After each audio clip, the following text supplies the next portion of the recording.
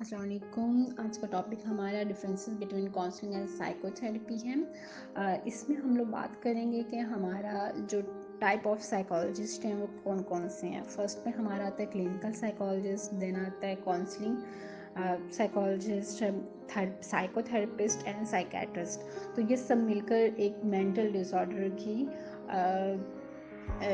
Improvement के लिए काम कर रहे होते हैं। तो हम देखते हैं कि क्लिनिकल साइकोलॉजिस्ट का काम क्या होता है। Clinical psychologist often work with individual suffering fear physical और मेंटल डिसऑर्डर्स एंड इम्पेयरमेंट।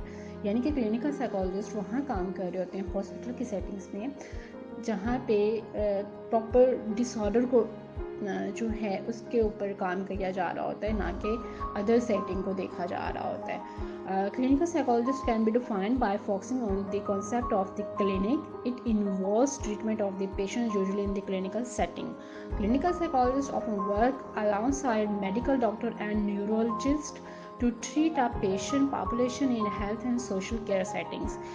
कुछ दिन पहले भी बात ये चीज़ हुई कि हम लोग मेडिसिन प्रिस्क्राइब कर सकते हैं या नहीं कर सकते, या हमें लो लेवल की मेडिसिन कौन सी पता होनी चाहिए कि हम लोग उसको पेशेंट को बता दें कि ठीक है आप ये लिख सकते हैं या ये दे सकते हैं या आप ये ले सकते हैं। ठीक है, तो वहाँ पे भी मैंने ये बात की कि हम लोगों का एज ए क्लिनिकल साइकोलॉजिस्ट जब हमारी डिग्री या हमारी प्रैक्टिस जो है वो क्लिनिक्स में है, तो हमें अगर हम प्राइवेट हॉस्पिटल्स में भी बैठे हैं या क्लिनिक्स में बैठे हैं तो हमारे लिंक्स जो हैं वो साइकोलॉजिस्ट के साथ तो होना बहुत ज़रूरी है। ठीक है, हमारा क्योंकि वो हम लोग सुपरविज़न भी ले रहे होते हैं, क्योंकि सुपरविज़न लेना भी बहुत ज़रूरी है हमारे लिए। और सीनियर्स के साथ भी, उनके जूनियर्स से भी हमें बहुत सी हेल्प मिल रही होती है, न्यू इन्फॉर्मेशन आ रही होती है। तो उसके लिए हमें ज़्यादातर जो बाकी लोग हैं हमारे साथ, क्योंकि क्लिनिक की बात होती है तो वहाँ पे हमारे साथ और भी डॉक्टर्स होते हैं, लाइक मेडिकल डॉक्टर होते हैं हमारे पास, न्यूरोलॉजिस्ट होते हैं, नेफ्रोलॉजिस्ट होते हैं, मतलब हर टाइप के हमारे पास जो डॉक्टर्स हैं वो होते हैं, और हमें उनके साथ कांटेक्ट में रहना चाहिए। अगर आप क्लिनिकल सेटिंग अपना भी क्लिनिक ओपन करके बैठे हैं तो तब भी आपको कांटेक्ट में रहना चाहिए। आपको पता होना चाहिए इन चीज़ों के बारे में कि ये कितनी जो है वो केयर की ज़रूरत है इसके लिए, पेशेंट के लिए ख़ास तौर पे।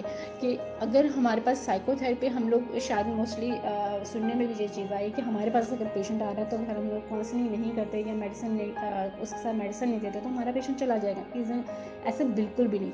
जब आप उसको कह रहे होंगे कि आपकी इस काउंसलिंग तो चल रही है, ठीक है, या आपकी साइकोथेरेपी तो ये चीज़ें चल रही हैं, लेकिन साथ में आपकी मेडिकल रिपोर्ट होना, मेडिकल ट्रीटमेंट होना वो बहुत ज़रूरी है, और उसके लिए आपको इन डॉक्टर्स के पास जाना चाहिए। ठीक है, आप रेफ़र करते हो जैसे बाकी डॉक्टर हमें रेफ़र करते हैं, तो ये रेफ़र का भी एक लिंक होता है आपका एक डॉक्टर का दूसरे डॉक्टर के साथ। तो इस तरह आपकी मेरा ख़्याल है कि इससे आपकी रेपो बिल्डिंग और पेशेंट के साथ बन जाती है।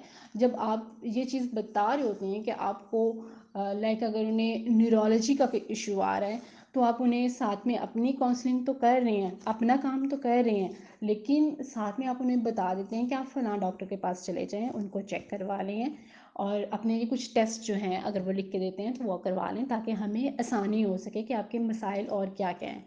तो ये एक मेरा ख़्याल है कि होना बहुत ज़रूरी है क्लिनिकल साइकोलॉजिस्ट के अंदर, और आई थिंक सो कि आप लोगों के लिए भी हेल्पफुल होगा अगर आप लोग इस लिंक को जो है वो ज़्यादा मज़ीद अच्छे तरीके से बनाना शुरू कर देते हैं।